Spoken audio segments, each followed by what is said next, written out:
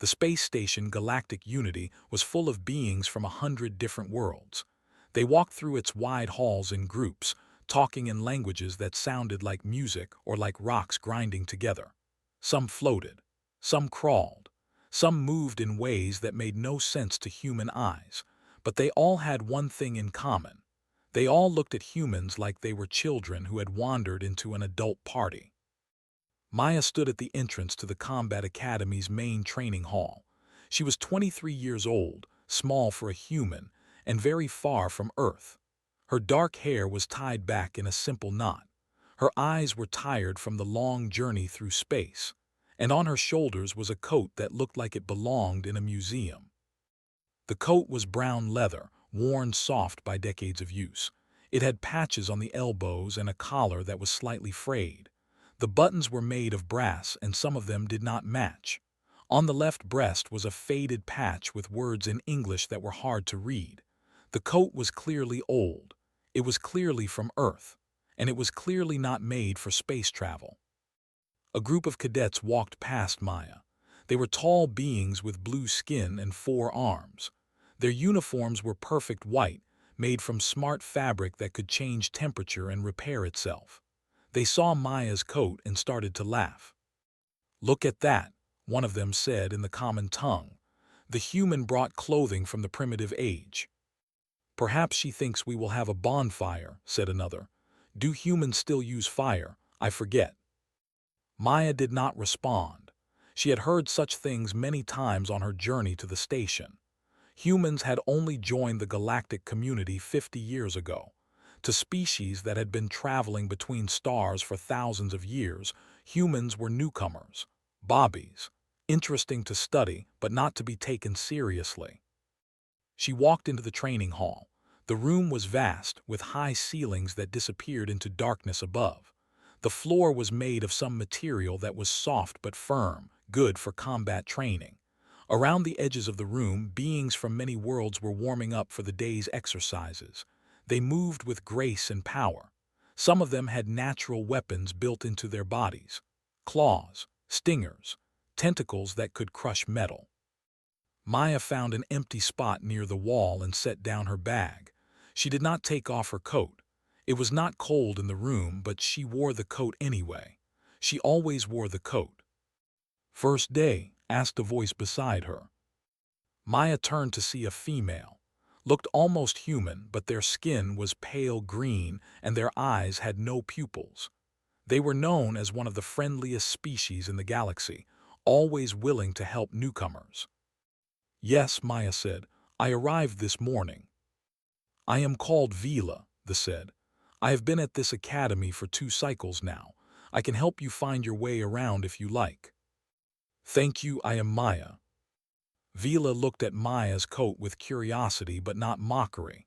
"That is an interesting garment. Is it traditional for your people?" "It was my grandmother's," Maya said, "and her mother's before that. It has been in my family for a long time." "Family items are important," Vila said with a nod. "I understand. My people also keep things from our ancestors, but you may want to be careful here. Some of the other cadets can be cruel to humans. They see you as primitive." "Yes, I know." Vila looked embarrassed. "I did not mean to offend." "You did not, it is just the truth. Humans are new to space. We have much to learn." A loud sound filled the room, like a bell but deeper. All the cadets stopped what they were doing and moved to form lines in the center of the training hall. Maya followed Vila and took a place at the back, where no one would notice her.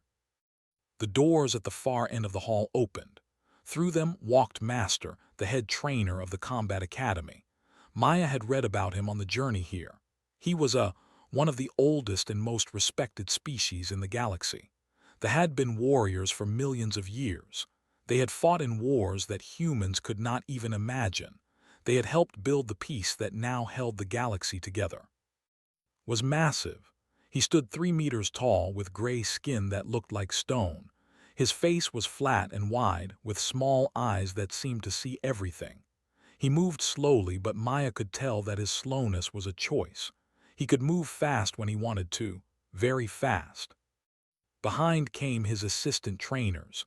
There were 6 of them, each from a different species known for combat, a with 4 swords at his belt, a whose body was covered in natural armor, a who moved like water, and others that Maya did not recognize. Stopped in the center of the hall and looked at the cadets. His small eyes moved from face to face, taking in each being. When his gaze passed over Maya, it did not stop. She was just another cadet, nothing special.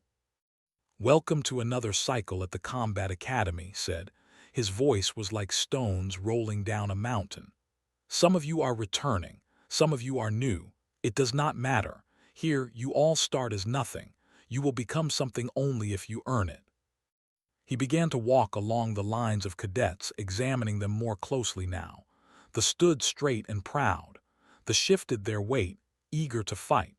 The other species showed their readiness in their own ways. Maya just stood still. She kept her eyes forward. She tried to be invisible. Was talking about the training schedule when he walked past Maya. He took one step beyond her, then stopped. His massive head turned slowly, his small eyes fixed on her coat. For a long moment the great trainer did not move. He did not speak. He just stared at the old brown leather coat with its mismatched buttons and faded patch. The whole hall fell silent. The other cadets watched, confused. Some of them smirked, expecting the human to be mocked for her primitive clothing. Then spoke, but his voice was different now. It was soft, almost a whisper, as if he was looking at something that could not possibly be real, as if he was staring at an apparition. "Where," he said slowly, "did you get that coat?" Maya swallowed. "It was my grandmother's, master." "Your grandmother?" He said the words like they were foreign to him. "And what was her name?" "Master." The reaction was immediate. Took a step back. His stone face showed something that Maya had never expected to see on a warrior: fear, or perhaps respect so deep that it looked like fear. He repeated, the ghost of Terminus Station." The hall was completely silent now. Even the smirking had stopped laughing. They were looking at Maya with new eyes, with confusion, with the first small seeds of doubt about everything they thought they knew about humans. Maya did not know what to say. She had known her grandmother was special. She had known that her grandmother had done something important during the First Contact War, but she had never known the full story. Her grandmother had refused to tell it. "I see you do not know," said. He was still speaking softly, as if loud words might break some spell. "Your grandmother never told you what she did."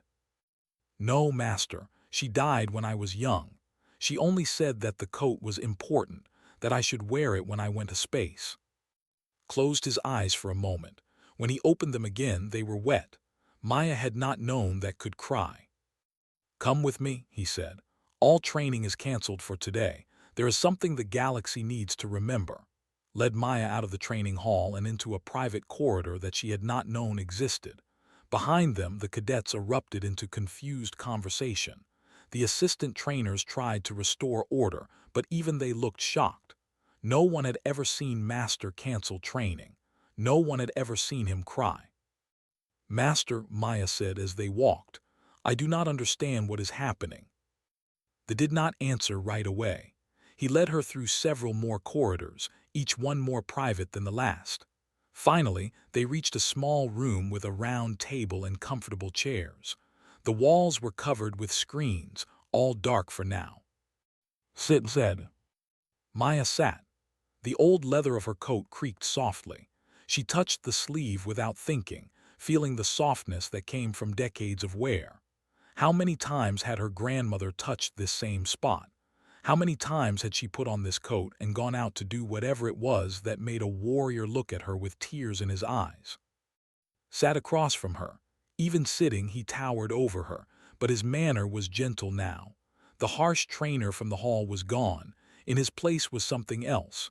A storyteller, perhaps, or a keeper of memories. "You came here to learn combat," said. "But first you must learn history, your own history, your species' history. And I must apologize." "Apologize for what, master?"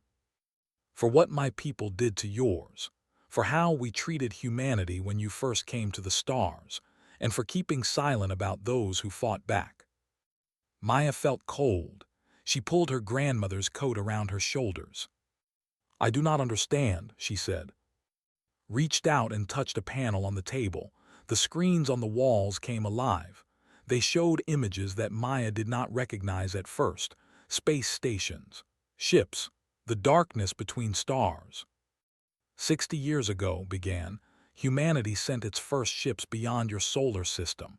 Your people were so young, so eager. You thought the galaxy would welcome you as friends. You thought we would share our knowledge and help you grow." His voice became heavy with shame. "We did not. The Galactic Council looked at humanity and saw a species barely out of its caves. We saw your wars, your pollution, your short lives. We decided that humans were not ready to join us. We decided to study you instead, like animals in a cage." Maya knew some of this. Earth's official history talked about the difficult early years of contact, but it did not use words like cage. "They were the worst," continued. "My people had been warriors for so long that we had forgotten how to see strength in others. We saw only that humans were small and weak and died quickly. We thought you were nothing." He touched the panel again.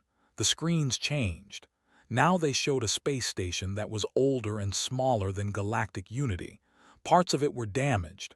Fire burned in some sections, visible through broken windows. "This is Terminus Station," said. It was the main human settlement in the outer regions. 10,000 humans lived there. Scientists, families, children, and a small security force of only 200 soldiers. "What happened to it?" Maya asked. But part of her already knew. Part of her had always known that her grandmother's silence hid something terrible. War happened, but not the kind of war the galaxy expected. Not a war between species, a war between ideals. Explained that 60 years ago, a faction of the Galactic Council had decided that humanity was not just unready for space, but dangerous. They looked at human history and saw violence. They looked at human biology and saw a species that could adapt to almost anything. They became afraid. They called themselves the Purifiers, said. They believed that young species should be eliminated before they could grow strong enough to threaten the old ones. Many joined them. Many others. They were not the majority, but they had ships and weapons and the willingness to use them. They attacked Terminus Station, Maya said. Yes, without warning, without declaration. They came with 10 warships and 4,000 soldiers, against 200 human defenders and 10,000 civilians with nowhere to run. The screens showed the battle beginning. Human ships, tiny and primitive by galactic standards, trying to hold back the attackers. They were destroyed in minutes. Then the enemy soldiers began to board the station. The Council finally acted, said. They sent ships to stop the Purifiers, but Terminus Station was far from the core worlds. Help would take 3 days to arrive. 3 days. The humans had to survive for 3 days against an army that outnumbered them 20-1. Maya looked at the screens. She saw humans fighting in corridors. She saw them building barricades from broken machinery. She saw them dying, one by one, as the enemy pushed deeper into the station. They lasted 6 hours, said. That was when the last organized resistance fell. The Purifiers controlled almost the entire station. Only one section remained in human hands, the civilian quarters, where the families were. He touched the panel. The screens showed a new image, a woman standing alone in a corridor. She was young, maybe 30 years old. She was small, even smaller than Maya. Her dark hair was a mess. Her face was covered in blood and dirt, and she wore a brown leather coat with brass buttons. Maya whispered, "Your grandmother, she was a cargo pilot, not a soldier. She flew supply ships between stations. But when the attack began, she was on Terminus Station waiting for a repair to her ship. She had no weapon, no armor, no training. But she fought anyway. She did more than fight.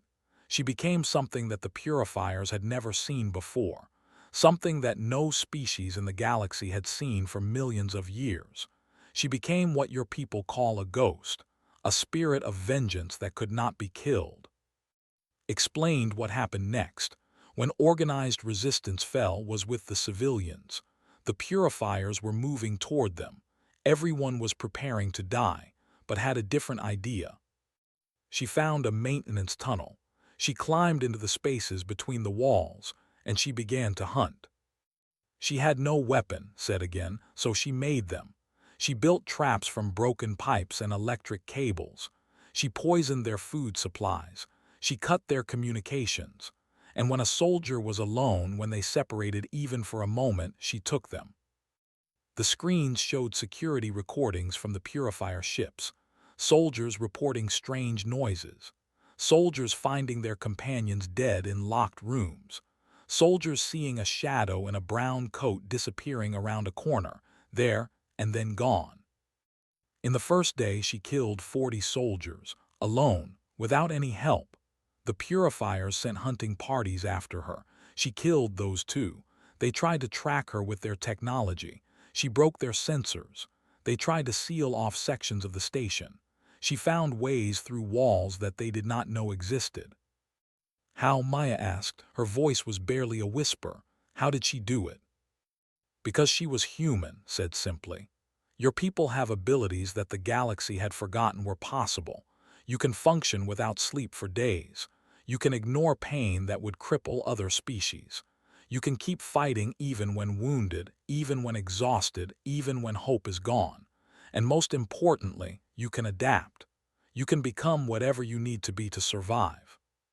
He looked at Maya with something like awe. Your grandmother became the perfect predator. In 3 days, she killed over 400 purifier soldiers. By the end, they were afraid to leave their ships. They begged their commanders to retreat. Hardened warriors, veterans of 100 battles, weeping like children because a human cargo pilot with no weapons was hunting them through the dark. Maya sat in silence for a long time after finished speaking. Her hands were shaking. She pressed them against the leather of her grandmother's coat to make them stop. Why did no one tell us? She asked finally. Why does Earth not know this story? Looked ashamed. Because the Galactic Council buried it. When the rescue ships arrived and the purifiers were defeated, the Council realized what had happened. A single human had done what entire armies could not do. She had broken the enemy's will to fight, not with superior technology, not with great numbers, just with determination and cleverness and a refusal to die. That should have been a victory, Maya said. That should have changed how the galaxy saw us. It should have, but the Council was afraid. If one human could do such things, what could 1,000,000 humans do? 1,000,000,000. They decided that it was better to forget, better to hide the truth and let the galaxy continue to see humans as harmless primitives. But you remember. Touched his chest where a heart would be. I was there. I was a young warrior on one of the rescue ships. I saw Terminus Station after the battle. I saw the bodies of the purifiers still lying where your grandmother had left them, and I saw her. His voice grew soft again. She was sitting in the civilian quarters, surrounded by the people she had saved. She was covered in blood and could barely stand, but she was alive, and so were 10,000 humans who should have been dead. He looked at Maya's coat. She was wearing that coat. It was damaged then too, torn in places, burned in others, but she would not take it off. She said it was all she had left from Earth. She said it reminded her why she was fighting. Maya touched the coat's worn sleeve. Now the wear made sense. The small tears that had been carefully mended, the places where the leather was slightly discolored. These were battle scars. Her grandmother had worn these wounds. What happened after? Maya asked. The Council made her an offer. They would erase her records. They would give her money and a new identity and send her back to Earth. In exchange, she would never speak of what happened. She would never tell anyone what humans could do when they had no choice but to fight. She accepted. She did, but not for the money. She accepted because she was tired. She had seen enough death for 100 lifetimes. She wanted to go home. She wanted to forget. Stood up and walked to one of the screens. He touched it gently, and the image of Young appeared again. The cargo pilot in the brown coat, standing alone against impossible odds. "I kept her secret," he said. "I joined the combat academy and rose to master because I wanted to honor her.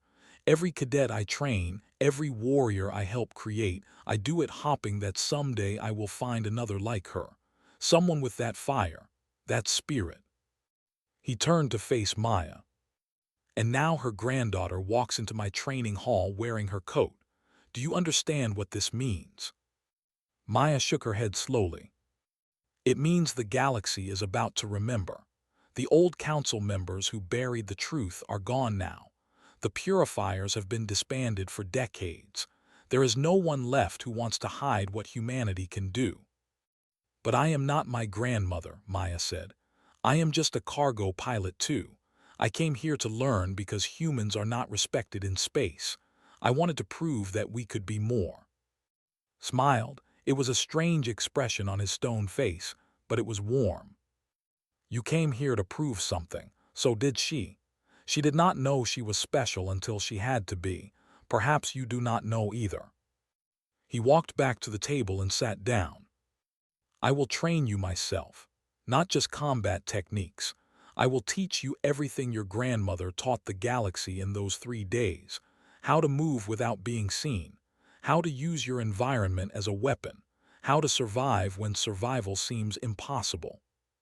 "Why?" Maya asked. "Why would you do this for me?" "Because I owe her, and because the galaxy needs to remember what humanity truly is. Not children who wandered into an adult party. Not primitives who are barely out of their caves.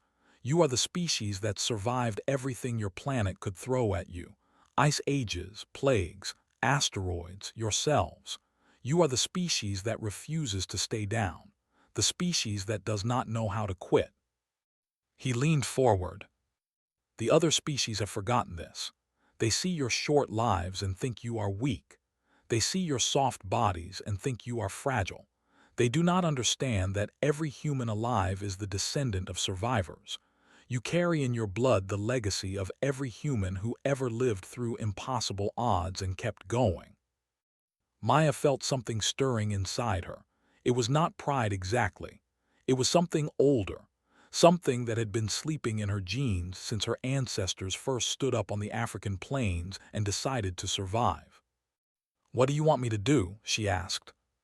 "First, learn, become strong, become skilled.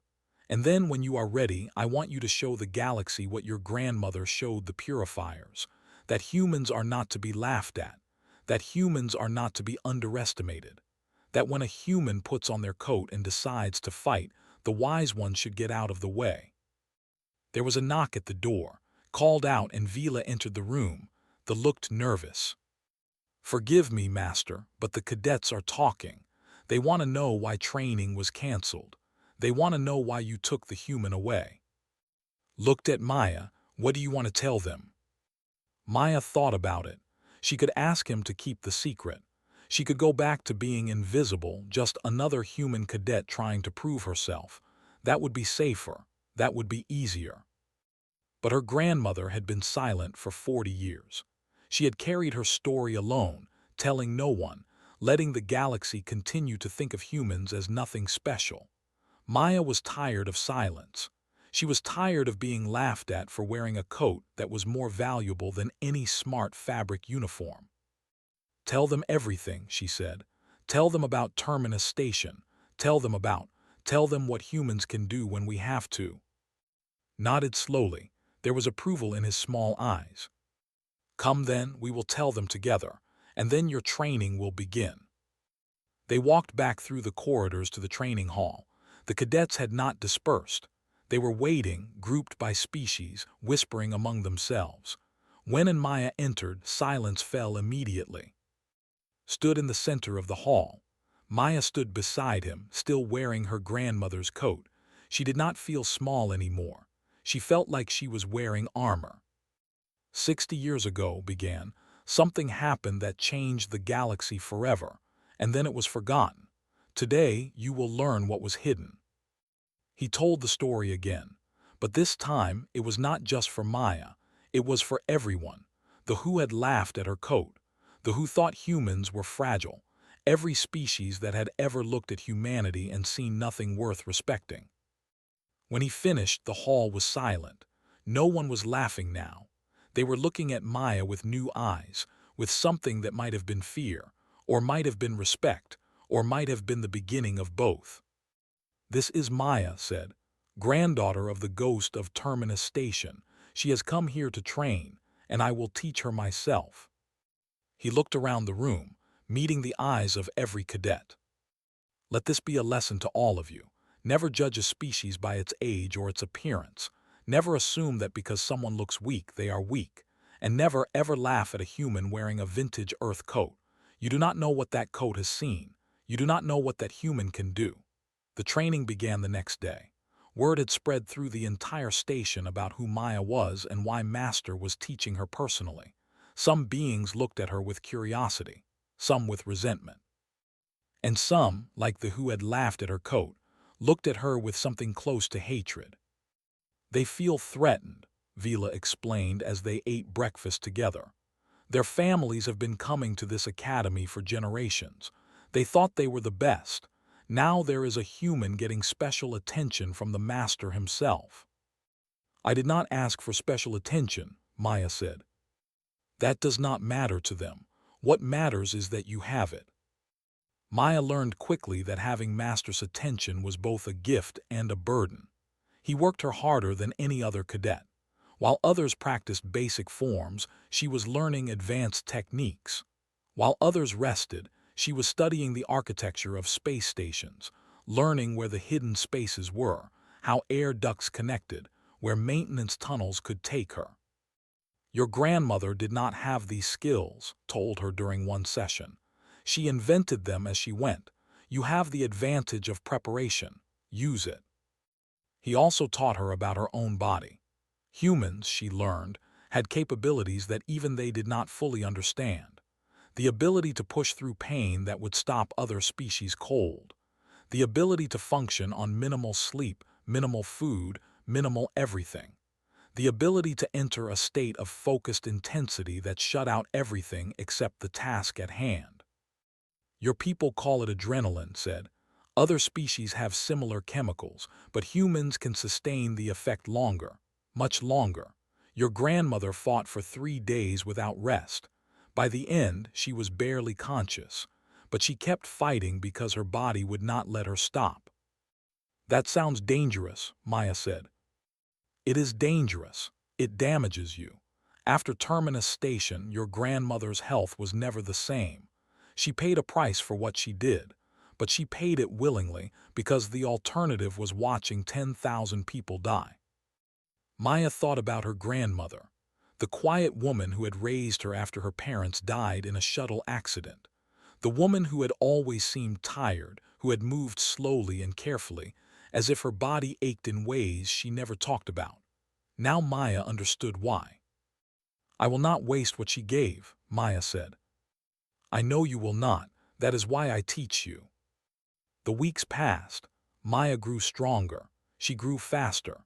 She learned to move through spaces that seemed too small for a human body.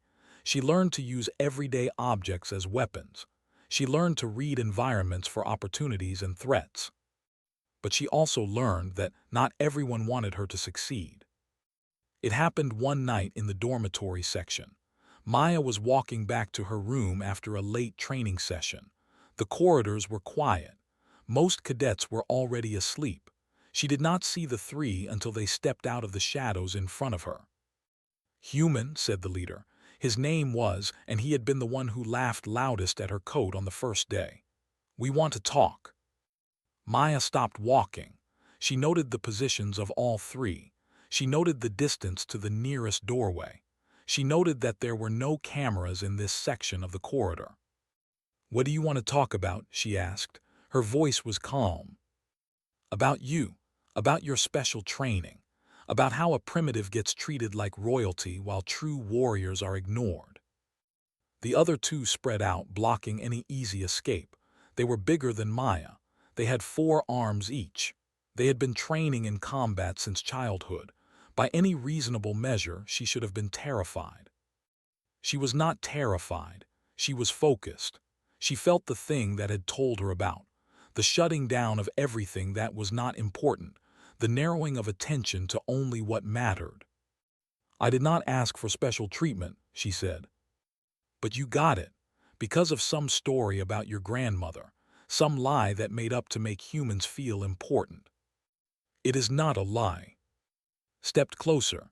He towered over her. His 4 arms were crossed, making him look even bigger. "Prove it," he said. "If humans are such great warriors, prove it. Right now, fight me." Maya looked at him. She thought about her grandmother, alone in the corridors of Terminus Station, facing enemies who were bigger and stronger and better armed. Had not had any choice. But Maya did. She could refuse.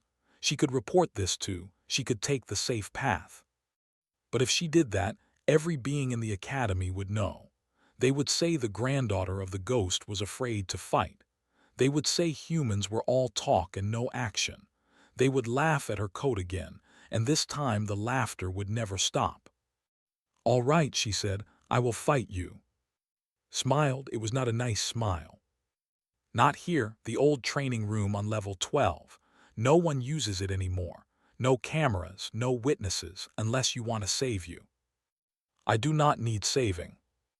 They went to level 12. The old training room was dusty and dark. The equipment was outdated and broken. It was the perfect place for something that no one wanted to see. The 2 others stood by the door, moved to the center of the room. He began to stretch his 4 arms, warming up for the fight. "Rules?" Maya asked. "No rules.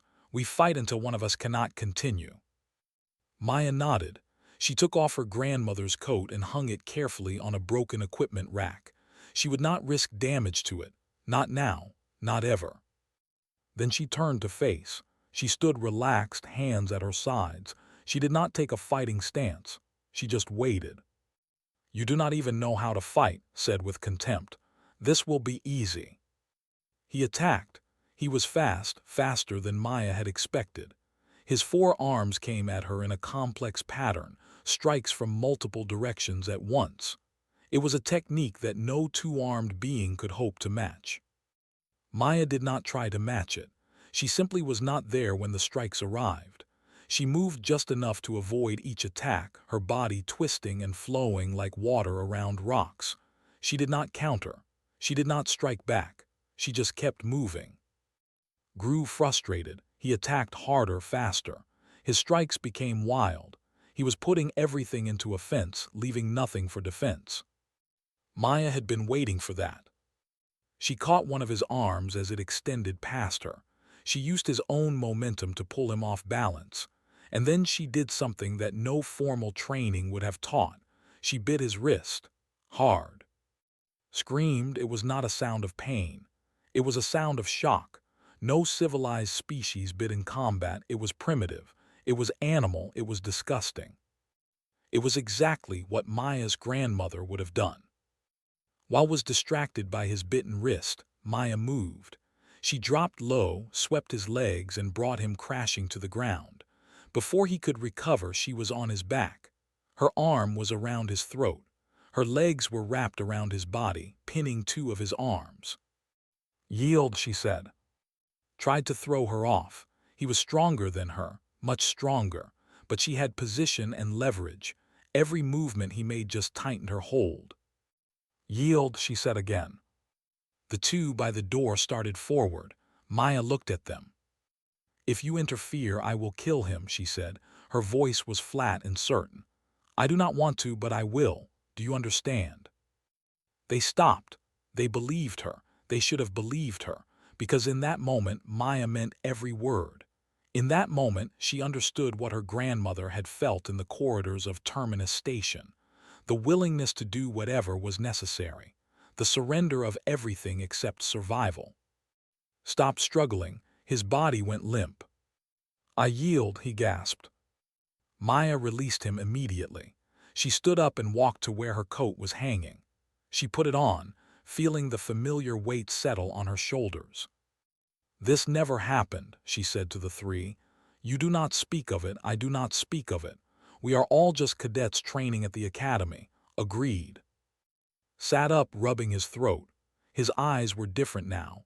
The contempt was gone. In its place was something complicated. Fear, yes, but also respect, maybe even admiration. "Agreed," he said. Maya walked out of the room without looking back. She returned to her quarters and lay down on her bed, still wearing her coat. Her hands were shaking again, but this time she did not try to make them stop. News of the fight did not stay secret. Maya had expected it would not. Were proud creatures, but they were also honest. Within days, the entire academy knew that the human had defeated in single combat. The story changed in the telling, as stories do. Some versions said Maya had used hidden weapons. Some said she had used dark human magic. One version even said she had turned into a ghost, like her grandmother. Maya did not correct any of the stories. Let them talk. Let them wonder. Let them look at her coat and think about what it meant. Called her to his office a week after the fight. She expected to be punished for breaking rules. Instead, he offered her a seat and looked at her with something like pride. "You handled that well," he said. "You know what happened."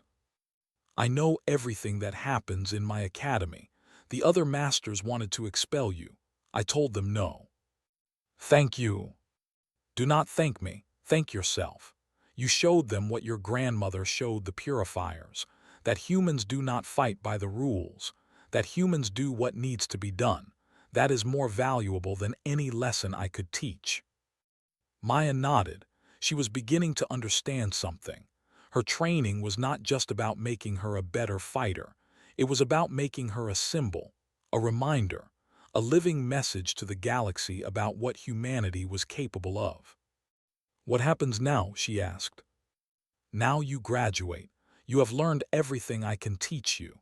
The rest you will learn by living." "Graduate, but I have only been here a few months. Other cadets train for years." "Other cadets do not have your advantages. They do not have your history. They do not have that coat." He stood and walked to a cabinet on the wall. He opened it and took out a small box. "This is for you, a graduation gift." Maya opened the box. Inside was a patch. It was similar to the faded patch on her grandmother's coat, but new and bright. It showed a human figure standing alone against many enemies. Above the figure were words in the common galactic tongue, "Remember Terminus." "This is the symbol I have been waiting 60 years to give someone," said. "Wear it on your coat. Let the galaxy see it. Let them remember." Maya took out the patch. Her hands were steady now. She had learned how to control the shaking. "What should I do after I leave the academy?" "Whatever you choose. Some graduates become soldiers, some become guards, some become trainers themselves, but you are different. You carry a legacy. I think you will find your own path." Maya attached the new patch to her coat, right below her grandmother's faded one. Old and new together, past and future. "I think I know what I want to do," she said. She told her plan. He listened without interrupting. When she finished, he was quiet for a long moment. "That is dangerous," he said finally. "Yes. You could be killed." "Yes. You could make enemies throughout the galaxy." "Yes." He smiled his strange stone smile. "Your grandmother would be proud." Maya left the academy the next day. Vila came to say goodbye, and so did others. Even was there. He did not say anything. He just stood at attention as she passed, a gesture of respect that meant more than words. She took a transport to the commercial district of Galactic Unity. There, she used her savings to buy a small ship. It was old and battered, much like her coat, but it was reliable and it was hers. She named it the Ghost. Over the following years, the galaxy began to hear stories about a human in an old coat who traveled from station to station, system to system. She went to places where humans were treated badly. She went to places where the weak were oppressed by the strong. and she made things change. Sometimes she talked, sometimes she negotiated, and sometimes when talking and negotiating failed, she did what her grandmother had done. She became a ghost in the corridors. She reminded people why humans were not to be underestimated. The stories spread. Other humans heard them and were inspired. They started wearing their own vintage Earth clothing, not because it was fashionable, but because it was a statement, a declaration of identity, a refusal to be ashamed of where they came from. The Galactic Council took notice. Some members were concerned. They remembered the fear that had led them to bury the truth about Terminus Station. They wondered if they had made a mistake by letting that truth emerge. But spoke for humanity. He stood before the council in his role as master of the Combat Academy, and he told them what he had seen. He told them about a species that refused to surrender, a species that turned weakness into strength, a species that the galaxy needed even if it did not know it yet. Humans are young, he said, but they will not stay young forever. Someday they will stand beside us as equals, and on that day we will be glad that we did not treat them as enemies. The council listened. They did not all agree. They did not all change their minds, but they did not interfere with the human in the old coat, traveling the galaxy and changing things one station at a time. 20 years passed. Maya grew older. Her coat grew more worn. She added patches from every place she had been, every fight she had fought. The leather was almost hidden under symbols and marks and memories. One day, she received a message from Earth. Her niece was graduating from school. Her niece wanted to follow in Maya's footsteps. Her niece wanted to go to the Combat Academy on Galactic Unity. Maya flew back to Earth for the first time in decades. She landed at the small port near her childhood home. She walked through streets that seemed smaller than she remembered, and she found her niece waiting for her. The girl was young, maybe 18. She had dark hair and tired eyes and a determination that Maya recognized. She looked at Maya's coat with wonder. "Is it true?" she asked. "Everything they say about you, about great-grandmother?" Maya smiled. She reached up and unclasped her coat. "It is all true," she said, "and more. Stories always leave out the hard parts, the fear, the pain, the times when you want to quit but cannot." She held out the coat. "This belongs to you now." The girl hesitated. "But it is yours. You have worn it for so long." "I have worn it long enough. It is time for someone new to carry the weight. Someone young. Someone who will remind the galaxy what humans can do when they have no choice but to fight." Her niece took the coat. She put it on. It was too big for her, but she would grow into it. They always did. "What will you do now?" the girl asked. Maya looked up at the sky. She could see stars even in the daylight if she knew where to look. So many stars, so many places she had been, so many more places she had not. "I think I will rest for a while," she said, "and then I will find a new coat, and then I will get back to work." She laughed. It was a good laugh, a young laugh, the kind of laugh her grandmother used to have before Terminus Station, before the weight of survival settled on her shoulders. "The galaxy is not finished learning about humans," Maya said, "and I am not finished teaching." On Galactic Unity in the Combat Academy, Master stood before a new group of cadets. They were from many worlds. Some were tall and some were short. Some had claws and some had wings and some looked almost human. In the front row stood a human girl in an old leather coat. The coat was worn soft by decades of use. It had patches on the elbows and a collar that was slightly frayed. The buttons were made of brass and some of them did not match. On the left breast were two patches, one faded and old, one newer but already worn. Both showed a human figure standing alone against impossible odds. Both carried the same words, "Remember Terminus." Some of the other cadets looked at the coat and started to laugh. Did not stop them, he just watched. He had seen this before, he would see it again. The laughter would not last long. It never did. Because the galaxy had learned and would keep learning and would never forget again. Humans were not children. Humans were not primitives. Humans were survivors. And when a human put on their vintage Earth coat and decided to fight, the wise ones got out of the way. The laughter in the training hall died down. The girl in the coat just stood there, calm and patient. She knew what was coming. She had heard the stories. She knew who she was and where she came from and what she was capable of. The galaxy had laughed at her coat. They would not laugh for long.